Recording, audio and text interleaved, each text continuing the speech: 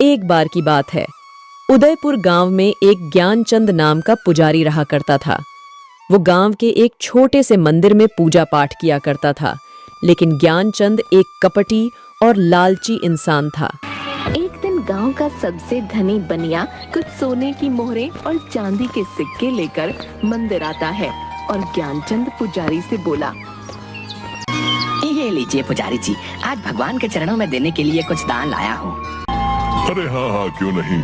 भगवान के चरणों में जो भी तुम सच्ची भावना से चढ़ाओगे उसका तुम्हें दुगना ही मिलेगा। हाँ। जिसके बाद वो धनी बनिया सोने की कुछ मोहरें और चांदी के कुछ सिक्के मंदिर की दान पेटी में डाल देता है। ये देखकर ज्ञानचंद पुजारी की आंखों में लालच आ जाता है।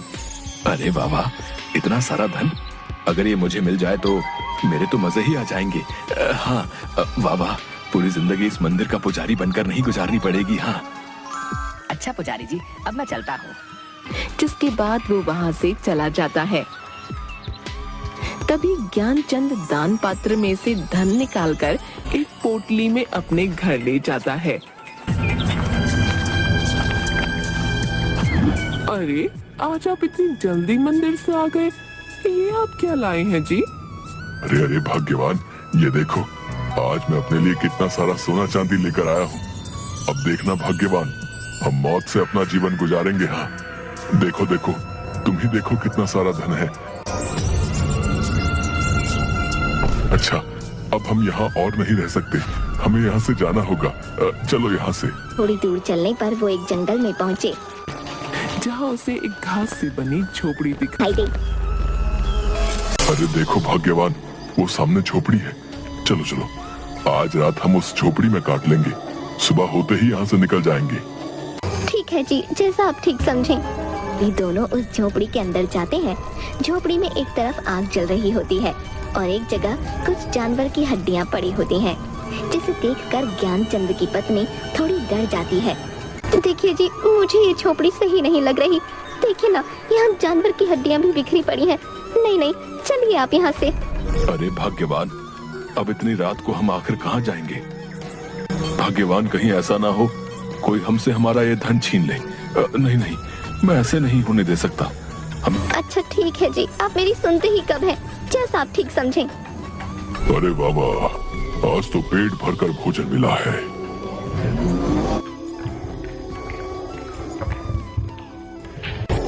हाँ, आनंद आ गया। तभी उसे ज्ञानचंद पुजारी के सोने की आवाज सुनाई देती है। अरे ये किसकी आवाजें आ रही हैं? कौन है यहाँ? अरे बाबा, आखिरकार मेरे लिए नया भोजन आ ही गया। बहुत दिन हो गए किसी इंसान का मांस नहीं खाया, और अब नर और मादा दोनों इंसानों का मांस खाने को मिलेगा। वाह। ज्ञानचंद और उसकी पत्नी की नींद खुल जाती है। वो दोनों उस नरभक्षी को देखकर हैरान हो जाते हैं और बुरी तरह डर जाते हैं। मैं तुम दोनों को खा जाऊंगा। आज मेरे पेट को भरपूर शांति मिलेगी। हाँ, मैं खूंखार नरभक्षी हूँ। मुझे इंसानों का मांस खाने में बहुत मजा आता है। हाँ। अरे अरे, हमें छोड़ दो, जाने दो। हमें नहीं पता था ये तुम्हारी झोपड़ी है। हमें रुकने के लिए शरण चाहिए थी, इसलिए इस झोपड़ी में आ गए। छोड़ दो, हमें जाने दो। मैं एक मंदिर का पुजारी हूँ और पूर्ण रूप से शाकाहारी हूँ। कभी मांस को हाथ नहीं लगाया है। क्या कहा? तुम शाकाहारी हो?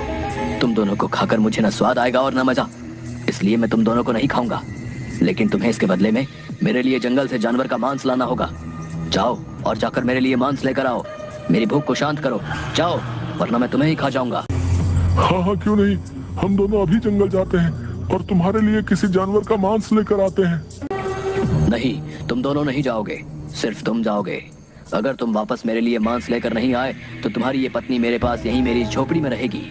अगर तुम जल्दी से मेरे लिए जानवर का मांस नहीं लेकर आए तो मैं तुम्हारी पत्नी को खा जाऊंगा, समझे? अब जाओ यहाँ से। राक्षस महाराज, ये आप क्या बोल रहे हैं? नहीं नहीं, आप मेरी पत्नी को नहीं खाइएगा। मैं अभी आपके लिए किसी जानवर का मांस लेकर आता हूँ। मैंने तो पहले ही कहा था, ये झोपड़ी मुझे सही नहीं लग रही, लेकिन आपके धन पाने के लालच में हमें इतनी बड़ी मुसीबत में डाल दिया। अब इस नरभक्षी के लिए किसी जानवर का मांस लेकर जल्दी आइएगा, वरना ये नरभक्षी मुझे खा जाएगा। नहीं नहीं भाग्यवान, तुम चिंता मत करो, मैं जानवर का मांस लेकर जल्दी ही वापस आ जाऊंगा। जिसके बाद वो जंगल जाता है। अरे अरे, ये भालू का बच्चा तो मरा पड़ा है। मैं इसे ही उस नरभक्षी के पास ले जाता हूँ। जिसके बाद वो उस भालू के बच्चे को अपने हाथों में उठाकर उस नरभक्षी की झोपड़ी में आता है। तभी ज्ञानचंद देखता है कि उसकी पत्नी नीचे जमीन पर पड़ी हुई है और नरभक्षी बड़े मजे से उसके शरीर का मांस नोच नोच कर खा रहा है। ये देखकर ज्ञानचंद हैरान रह जाता है और जोर जोर से रोने लगता है। हाय हाय कपटी नरभक्षी, ये तूने क्या किया? तू मेरी पत्नी को ही खा गया। अरे मैं तो तेरे लिए जानवर का मांस लेकर आया हूँ, लेकिन तुझे जरा भी सब्र नहीं हुआ, मेरी पत्नी को ही मार डाला। तुम्हें आने में इतनी देर कैसे हो गई? मुझसे अपनी भूख सहन नहीं हुई, इसलिए मैंने तुम्हारी पत्नी को ही खा लिया। ये मैंने क्या कर दिया? मुझे माफ कर देना भाग्यवान, मैं तुम्हारे प्राण नहीं बचा पाया। माफ कर देना। न मैं मंदिर से धन चुराता और न हम यहाँ इस जंगल में आते। मेरे लालच ने मुझसे ये क्या करवा दिया। हाँ, आज के लिए इतना भोजन ठीक है। चलो अब थोड़ा विश्राम कर लेता हूँ। हाँ। तभी ज्ञानचंद रोते हुए अपनी पत्नी की हड्डियों को उठाता है और जंगल की ओर चल देता है। वो अपनी पत्नी की हड्डियों को लेकर जंगल में जाता है और एक विशाल पेड़ के नीचे बैठ जाता है। मुझे माफ कर देना भाग्यवान, मेरे लालच ने तुम्हारी ये दशा कर दी है। मुझे बहुत पछतावा है, भगवान मुझे माफ कर देना। गिद्ध की आवाज आती है। क्या हुआ है तुम्हें? तुम क्यों रो रहे हो? ये मेरे सोने का वक्त है, लेकिन तुम मेरी नींद में बाधा डाल रहे हो। उस खूंखार नरभक्षी ने मेरी पत्नी को मार डाला। अब मैं क्या करूंगा? मेरी प्रिय पत्नी मुझे छोड़कर चली गई है। अब भला मैं जीवित रहकर क्या करूंगा? अब मैं भी मर जाना चाहता हूँ। उस खूंखार नरभक्षी ने तुम्हारी पत्नी को भी मार डाला है। इस खूंखार नरभक्षी का आतंक तो इस जंगल में बढ़ता ही जा रहा है। वो एक खूंखार नरभक्षी है, लेकिन मैं इसमें तुम्हारी सहायता कर सकता हूँ। तुम्हारी पत्नी फिर से जीवित हो जाएगी। क्या सच में तुम सच बोल रहे हो? क्या मेरी पत्नी फिर से जीवित हो सकती है? तुम कौन हो? आखिर मेरी पत्नी कैसे जीवित हो सकती है, बताओ मुझे। मेरा नाम गरुड़ राज है। मेरे पास दैविक शक्तियाँ हैं, इसलिए वो खूंखार नरभक्षी मुझे कुछ नहीं कर सकता। तुम्हारी पत्नी का जीवित होने का सिर्फ एक ही रास्ता है, जिस पर चलकर ही तुम अपनी पत्नी को जीवित कर पाओगे, लेकिन वो रास्ता बहुत कठिन होगा। गरुड़ राज, आखिर क्या है वो कठिन रास्ता? मुझे बताओ, मैं अपनी पत्नी को फिर से जीवित करने के लिए किसी भी कठिन रास्ते पर जाऊंगा। इस जंगल के उस पार एक गुफा है, तुम्हें उनसे मिलना होगा। वही तुम्हारी पत्नी को फिर से जीवित करने की राह दिखाएगा। लेकिन देवराज तपस्वी किसी भी इंसान को अपनी गुफा में इतनी आसानी से आने नहीं देता। तुम्हें उससे मिलने के लिए कई चुनौतियों का सामना करना पड़ेगा। गरुड़ राज, मैं जरूर उस गुफा में उस महान तपस्वी के पास जाऊंगा, चाहे फिर मुझे कितनी ही मुश्किलों का सामना क्यों ना करना पड़े। तभी गरुड़ राज उसे अपना एक पंख देता है। ये लो मेरा ये जादुई पंख ले जाओ। जब तुम उस गुफा में मुश्किल में आओगे, तब ये मेरा जादुई पंख तुम्हारी सहायता करेगा। थोड़ी दूर गुफा में चलते ही एक विचित्र सा दिखने वाला लंगूर जानवर, जिसकी आंखें एकदम सुर्ख लाल होती हैं, उस पर झपट पड़ता है। अरे अरे, कौन हो? कौन हो तुम? मुझे छोड़ो, छोड़ दो मुझे। तपस्वी देवराज की इस गुफा में आने की तुम्हारी हिम्मत कैसे हुई? मैं तुम्हें जिंदा नहीं छोड़ूंगा। क्या तुम्हें नहीं पता यहाँ कोई इंसान नहीं आ सकता? नहीं नहीं, मुझे छोड़ दो, मैं बहुत मुश्किल में हूँ। मुझे यहाँ गरुड़ राज ने भेजा है। मुझे देवराज तपस्वी से मिलना ही होगा। मुझे आगे गुफा में जाने दो। ठीक है, मैं आगे देवराज तपस्वी से मिलने दूंगा, लेकिन इसके लिए तुम्हें एक चुनौती से गुजरना होगा। इस गुफा में आगे जाने के 2 रास्ते बताऊंगा। तुम्हें अपनी बुद्धि से सही रास्ता चुनना होगा, लेकिन याद रखना, अगर तुमने गलत रास्ता चुना तो तुम देवराज तपस्वी से कभी नहीं मिल पाओगे। ठीक है, मुझे आपकी ये चुनौती मंजूर है। जिसके बाद डरावना लंगूर अपनी आंखों की शक्ति से वहां 2 रास्ते बना देता है। एक रास्ते पर बहुत रोशनी होती है और दूसरे रास्ते पर बहुत अंधेरा, जिसमें सिर्फ आग की मशालें जल रही होती हैं। मैं अंधेरे का रास्ता ही चुनूंगा, क्योंकि अंधेरे के बाद ही जीवन में उजाला होता है, और मुझे अपने जीवन में उजाला करने के लिए अपनी पत्नी को जीवित करना है। मुझे देवराज तपस्वी इसी अंधेरी राह पर मिलेंगे। बहुत अच्छा जवाब दिया तुमने। तुम्हारी राह इसी अंधेरे रास्ते से होती हुई उजाले की ओर जाती है। तुम्हें ऐसे ही अपनी बुद्धि और विवेक का इस्तेमाल करना होगा। अब तुम जाओ। ज्ञानचंद अंधेरे रास्ते की ओर बढ़ता है। तभी थोड़ी दूर पर वो देखता है एक बहुत बड़ी शिला दिख रही है। ये क्या? गुफा में आगे जाने का तो कोई रास्ता ही नहीं दिखाई दे रहा। वो उस शिला के पास जाता है। इतनी बड़ी शिला, आखिर इसका क्या मतलब हो सकता है? लगता है शिला के उस पार ही मुझे देवराज तपस्वी से मिलने का रास्ता मिलेगा। तभी ज्ञानचंद उस शिला को हटाने की बहुत कोशिश करता है, लेकिन कौन हो तुम और क्यों इस शिला को हटाने की कोशिश कर रहे हो? क्या तुम जानते नहीं ये गुफा देवराज तपस्वी की है? यहाँ किसी भी इंसान का आना मना है। फिर तुम क्यों आए हो? मैं बहुत ही मुसीबत में हूँ। मुझे यहाँ गरुड़ राज ने भेजा है। मुझे देवराज महान तपस्वी से मिलना है। उनसे मिले बिना मैं यहाँ से नहीं जाऊंगा। तुम्हें गरुड़ राज ने भेजा है, इसका तुम्हें प्रमाण देना होगा। तुम्हें एक चुनौती का सामना करना होगा, तभी तुम इस शिला के पार आ सकते हो। मुझे आपकी चुनौती मंजूर है। क्या करना होगा मुझे बताओ। इस शिला को खोलने की चाबी का पता तुम्हें अपनी बुद्धि से लगाना होगा, तभी तुम इस शिला के अंदर आ पाओगे। ज्ञानचंद ये सुनकर सोच में पड़ जाता है और कुछ देर सोचने के बाद वो देखता है कि शिला पर अचानक से एक निशान दिखने लगता है, जो बिल्कुल गरुड़ राज के दिए पंख की तरह होता है, जो कि ज्ञानचंद के पास होता है। वो उस पंख को अपने हाथ में लेता है। अच्छा, तो इस शिला की चाबी ये पंख ही है, क्योंकि इस शिला पर दिखाई दे रहा ये निशान गरुड़ राज के पंख की तरह है। जैसे ही ज्ञानचंद उस पंख को शिला पर रखता है, वो पंख उस शिला में समा जाता है और शिला का द्वार खुल जाता है। देखता है कि देवराज तपस्वी एक स्थान पर अपनी ध्यान मुद्रा में बैठे हुए हैं और ओम का उच्चारण कर रहे हैं। ओम ओम ओम ओम। हे महान तपस्वी देवराज, आंखें खोलिए। मुझे आपकी सहायता की आवश्यकता है। आप ही मेरी सहायता कर सकते हैं। आंखें खोलिए अपनी। कौन हो तुम और क्यों आए हो हमारी गुफा में? यहाँ हम अपनी ध्यान मुद्रा में रहते हैं, इसलिए किसी भी इंसान का यहाँ आना वर्जित है। लेकिन तुम यहाँ इतनी चुनौतियों का सामना करके आए हो, तो हम तुम्हारी सहायता अवश्य करेंगे। बताओ हमें, हम तुम्हारी क्या सहायता कर सकते हैं? मैं एक मंदिर का पुजारी था, लेकिन अपने लालच के कारण एक दिन उस मंदिर से कुछ सोना चांदी चुराकर अपनी पत्नी के साथ इस गुफा के पार वाले जंगल में आ गया। लेकिन वहां हमारा सामना खूंखार नरभक्षी से हुआ और उसने मेरी पत्नी को ही अपना शिकार बना लिया। वो खूंखार नरभक्षी एक एक करके सभी जंगल के जानवरों को अपना शिकार बना रहा है। मैं अपनी पत्नी को दोबारा से जीवित करना चाहता हूँ।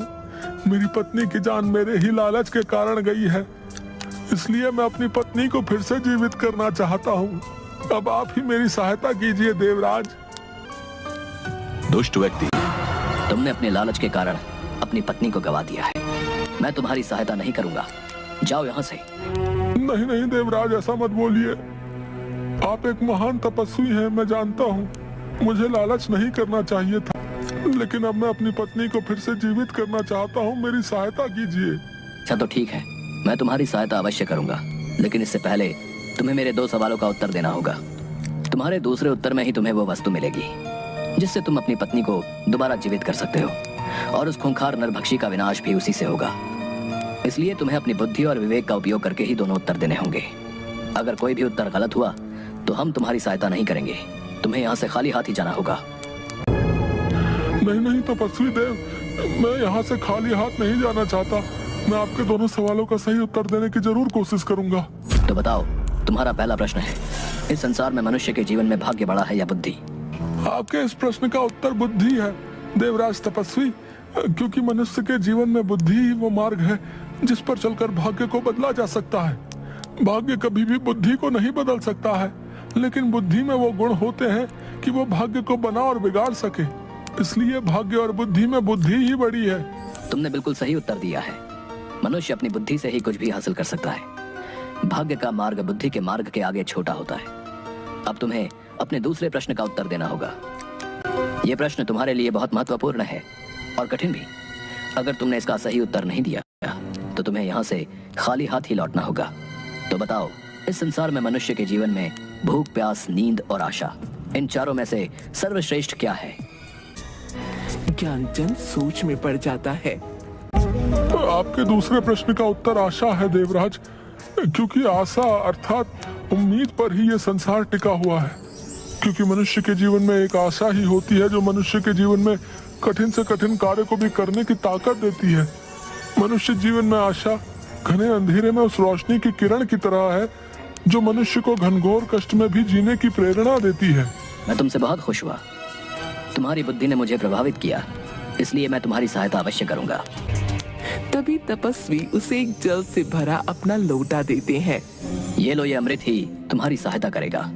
इसे उस नरभक्षी की आंखों में डाल देना और इसकी कुछ बूंदें अपनी पत्नी की हड्डियों पर डाल देना। आपका बहुत बहुत धन्यवाद तपस्वी देवराज। अब मैं इस अमृत से अपनी पत्नी को दोबारा जीवित कर पाऊंगा और उस नरभक्षी का अंत भी। जाओ, तुम्हारा कल्याण होगा।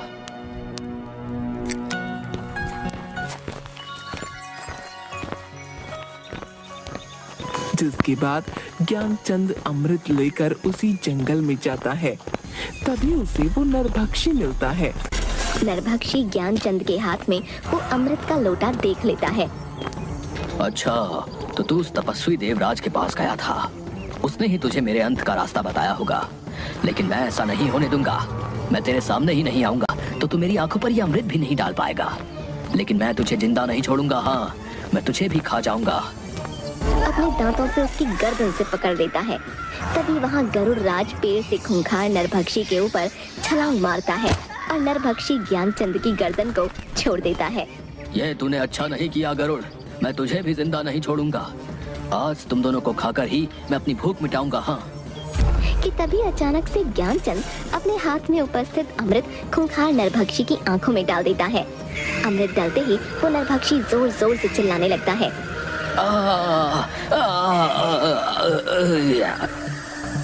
और देखते ही देखते जलकर भस्म हो जाता है। जिसके बाद ज्ञानचंद और गरुड़ की आंखों में थोड़ी खुशी दिखाई देती है। नरभक्षी का तुमने अंत कर दिया है। वाकई तुम बहुत बहादुर निकले। अब जाओ और अपनी पत्नी की हड्डियों पर इस अमृत की बूंदें डाल दो। जिसके बाद ज्ञानचंद अपनी पत्नी की हड्डियों पर उस अमृत को डाल देता है। जिसके बाद उसकी पत्नी दोबारा जीवित हो जाती है, जिसे देखकर ज्ञानचंद खुश हो जाता है। आखिर तुम फिर से जीवित हो ही गई भाग्यवान। तुम मेरे पास दोबारा लौट आई हो। मेरे लिए इससे बढ़कर और कुछ भी नहीं। लेकिन ये सब कैसे हुआ जी? मुझे तो उस खूंखार नरभक्षी ने मार डाला था। फिर ये सब कैसे हुआ? तो इंसान निकले जी। आपने लालच में जो पाप किया था उसकी सजा आपको इस रूप में मिली जी। आपके लालच ने मुझे सदैव के लिए आपसे दूर कर दिया था, लेकिन आपके पश्चाताप पर मुझे दोबारा जीने की इच्छा ने मुझे फिर से आपके पास वापस ला दिया है। अब आप कभी भी लालच के झांसे में मत आइएगा। हाँ।